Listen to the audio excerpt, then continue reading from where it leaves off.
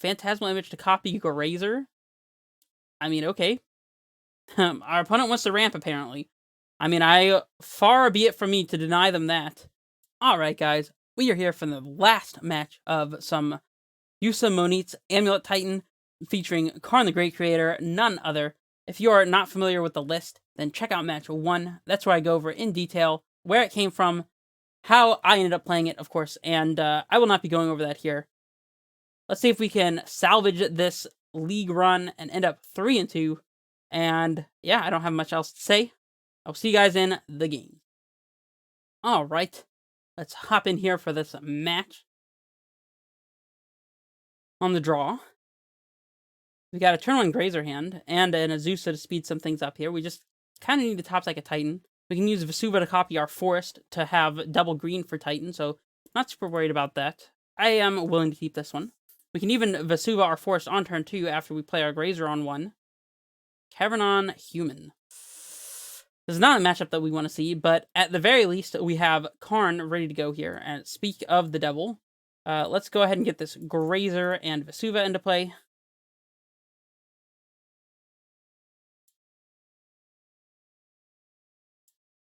Pass it back. Next turn we can play Azusa and a couple more land drops. Yeah, let's just see what occurs here. If our opponent has a freebooter here, I'm pretty sure that freebooter is able to take Karn. It's just non-creature, non-land, if I'm not mistaken. So that would be pretty unfortunate. Maybe they play a Meddling Mage, naming... Well, it seems like they're floating a blue and a 1. Phantasmal Image to copy Grazer. I mean, okay. Our opponent wants to ramp, apparently. I mean, far be it from me to deny them that. We'll play out this Azusa. We'll play out the... I don't know if the lands matter here. Because I don't think... I guess if we drew Amulet, then we would be able to potentially haste a Titan, but we also would have to draw a Titan, so I think I'm inclined to just get our tap lands out of the way.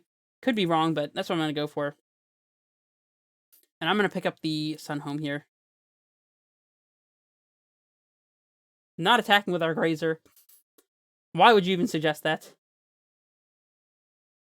Hierarch, you got it. It would have been so much better for our opponent to just copy their own Hierarch in the main phase there. I don't know why they chose to copy Grazer. Seems like the worst possible one to copy. But, that's just me. General... I don't remember his name. The 3-mana general guy? Buffs all humans? I mean, our Royal Grazer is also a beast, so it's not like this is doing anything. Yeah, General Kudro. Okay. I mean, they'd be able to swing with their Hierarch through this Grazer if they had just copied Hierarch, but now we just get to block for free. Our opponent could have the Lord here, and that's fine. Exposes on 1 seems like it could be alright against our opponent. Exposes on 2 only hits the Lieutenant.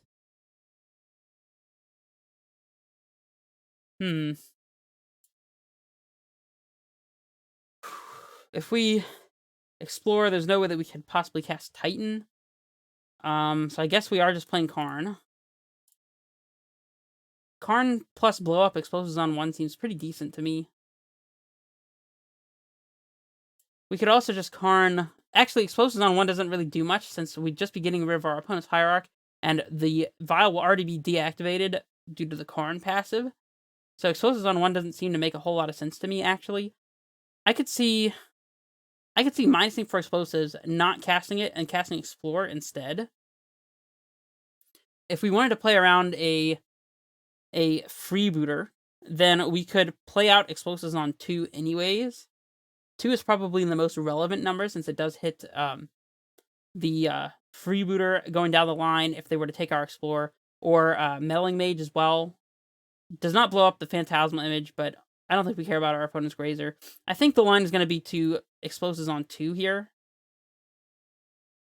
So I'm going to float the mana to do so.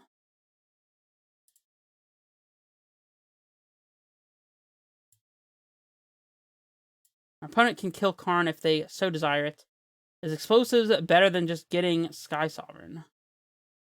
I think so. Sky Sovereign just gets taken by freebooter. Explosives on 2, pass it back. Not attacking with this Azusa.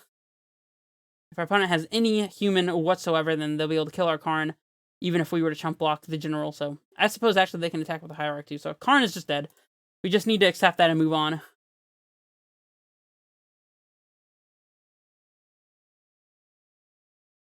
We can cast a Titan if we top deck it.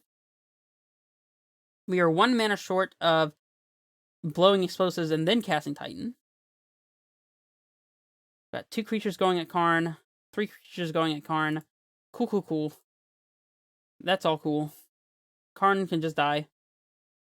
Apparently, some of the damage was going at us, so never mind. Doesn't matter. Getting to uptick a Karn probably was not going to be relevant, I don't think, as our opponent would just kill Karn the turn after, so at least we get to keep Azusa in play. Alright, so now we have... Foothills doesn't do a whole lot. We could fetch here preemptively so that we have 1 greater hit off of the top of our off of the top of our deck. Not sure how relevant that is. I think I am going to go for it, though. I suppose we're punished if we draw exactly Dryad. And we would have to shock here to be able to play Titan if we drew it. If we don't draw it, though, I think it's probably worth it to shock. Gut feeling. Here comes the Titan off the top. Let's go.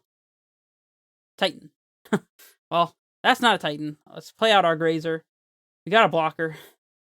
And we'll pass it back. We can stronghold something and blow explosives on 2 here, so we're biding our time.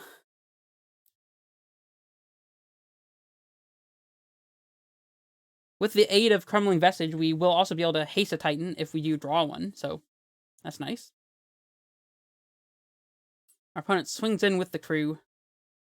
We can block with the Azusa and then stronghold it and trade the Azusa for a noble or maybe even for a lieutenant. If they have a second lieutenant, then trying to trade with the lieutenant will not work out well for us. But I guess that actually that's the case for this one as well, since its toughness would go up to 4.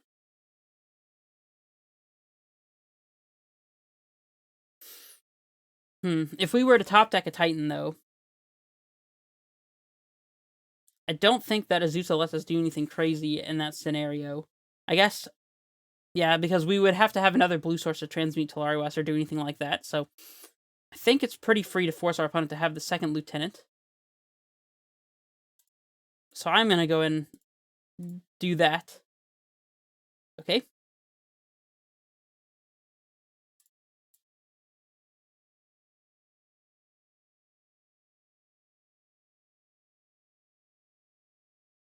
Either you have it, opponent, or you do not. And actually, if they didn't, then we could just pop explosives on 2. So, yeah, this is fine. Or if they did have it, I mean, then we could just blow explosives on 2, and that would be fine. So, getting Lieutenant out of play seems like a good idea. Talari West. Okay, well, I mean, we'll play that one. So any bounce land lets us transmute. We'll pass it back. We can kill our opponent's Arboreal Grazer by targeting it with the Stronghold here. Not like that is super relevant, but Explosives on 2 looking kind of silly. I don't know, it could be doing a lot more work than it appears to be, though, because our opponent likely has 2 drops, I mean, that they're just not committing. They're swinging in with just the general. They're missing out on a point of damage by doing it this way, but that's fine. Alright, we just need to top deck. Let's see, 3, 6, yeah, we would be able to transmute and cast Titan all in the same turn. Bugler, okay. So a bounce land lets us cast Titan. Summoner's Pact or Titan lets us cast Titan. Karn lets us get Sky Sovereign. Don't know how relevant that is.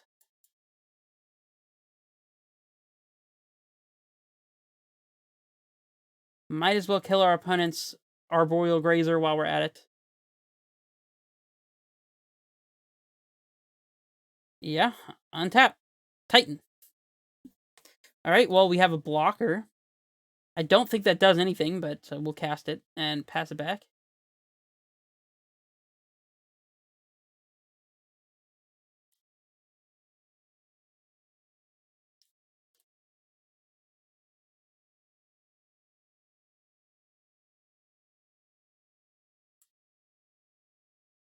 If they have a lord of some sort here, then we're just dead. We're dead to Mantis Rider as well. Reflector Mage. That one kills us too. Yeah. A little bit unfortunate. Alright, let's see if we can get a game 2 here. I think it's correct to have Karns here in addition to 1 explosives in the main so we can transmute for it. Leave 1 explosives in the sideboard for Karn. I don't know, our opponent is pretty good at pressuring Karn as well, though. I guess Karn can also go get Sky Sovereign or Ballista or something, so second Valakut seems very good. Ghost Quarter seems pretty irrelevant. Force and Rex Sage hit our opponents of Vials, which seems actually pretty relevant. It makes them play more of a fair game. Dismembers are obviously going to be a must-include here. I mean, Rex Sage at the very least chump blocks a creature, so or potentially even trades with one, and also hits Vial, so Rex Sage is a pretty easy include. Force is debatable because it's otherwise completely dead, but I think our Aether Vial specifically is important enough to have Force. And I think I want to board down on Karns. Yeah, I think that's fine. Again, I'm not sure that it's worth it to be bringing in things like Sky Sovereign or Ballista. I guess Ballista specifically can be used to ping a copy of a Meddling Mage and kill it, which seems relevant. So probably bringing in Ballista is fine. I'm not sure that having Wormcoil or Sky Sovereign is worth it. Because our opponent will most likely be Meddling Maging our Dryads and Titans, and then we need ways to win. I guess Sky Sovereign's pretty good for that. And it's also interaction. Wormcoil is alright. I'll just bring it in. Right, this is a matchup that's way too fast for Explorer. Strength helps us find these explosives, so it's probably fine. Cavernous Holes doesn't do much. Summoner's Pact is kind of a liability when our opponent can Meddling Mage all the relevant creatures, so yeah. Let's just submit like this. Rather just have the things that we'd want to get with Karn than Karn itself, as our Karn can just die, so. Alright, well, we get a turn 2 Arboreal Grazer, turn 3 either Sage or Dryad. On the play, that seems pretty good. We definitely would prefer this Garenbrig to be a Forest, because that way we could turn to a Sage if our opponent plays turn 1 Vial, but we'll keep regardless. We have Titan mana as well. Definitely playing out our green source for Grazer this upcoming turn. If we draw an Amulet, we can play Amulet, Bounce Land Grazer, Dryad. Did not draw that, however. That is alright. That's alright. We'll Grazer out, I guess, a Bounce Land here. And we'll play a Garenbrig that we just picked back up. Pass it back. Turn 1 Hierarch is probably better for us than them having turn 1 Vial, so. I mean, it's not better for our Reclamation Sage, but better in general, probably. It's a bit less ramp. 1 mana a turn versus scaling amounts of mana every turn. Freebooter hitting nothing is fantastic for us.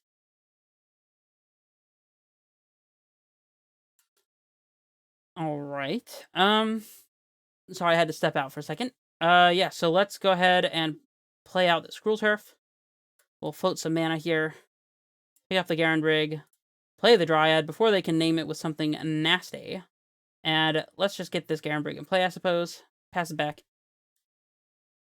Chump blockers for days. Titan, castable if we draw it. Not sure what explosives number we would want to put in explosives on at this point if we drew it. See if our opponent has the 3 white mana. That's interesting. Skyclave Apparition. That's a good one for them. Getting rid of our Dryad. So now we wouldn't be triggering Valakut if we were to find a Titan off the top. A little annoying, but we can deal. Let's just take our free block here on the Freebooter Amulet. Alright. We can play Stronghold, Haste, and attack with a Sage. Otherwise, we're not using the red and white mana. So I guess we might as well. Then we can just play Amulet into something else. I suppose that then we might lose our Amulet to another Freebooter effect, which is kind of weird. I think it's probably worth it to get the couple points of damage in. So that's what I'm going to go for. Leaving red and white floating. Might as well get our 4 damage through while we can. They can trade with Skyclave if they want to. I don't really care. Ooh, trade with Champion. That's fine too.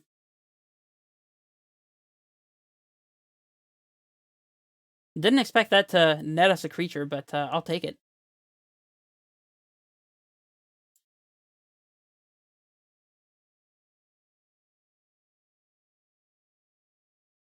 Gaddock Teague. Stopping us from casting explosives exactly. And that makes sense. Thalia's Lieutenant. It's much better that we had gotten their Champion of Parish out of play. Let's block the Skyclave here. Taking 7. I mean, we don't really have much else of a choice. It's not really drawing anything relevant either. I guess we play out the Amulet and the Sun Home and pass. We might just be dead, in all honesty. 8. Taking 8 if our opponent has no humans to play, at the very least. And if we have our opponent's Reflector Mage coming into play. Okay, well, I think we're just dead now. Block here. No, that's still only 9. They would have to have one more human card. 2, 4, 5, 6, 7. 2, 4, 6, 8, 9, 10. Alright, well, yeah, that's lethal. Okay. Well, that is the league. Ended up 2-3, unfortunately. Probably should have won the match against Burn, and maybe the match against the Jund Death Shadow player as well. Some misplays led to us losing games, and if not matches, against those opponents. I think this list is very solid. I anticipated more problems having Ghost Quarter and Bajuka Bog in the sideboard, but to be honest, it was kind of fine. If we had played against Dredge or Tron or something like that instead of the matchups that we faced, then we definitely would have wanted Bog and Ghost Quarter in the main deck during those matches. So clearly it's a bit of a bias based on the sample set of matches that we found. The second Valcut in the board, it feels kind of random.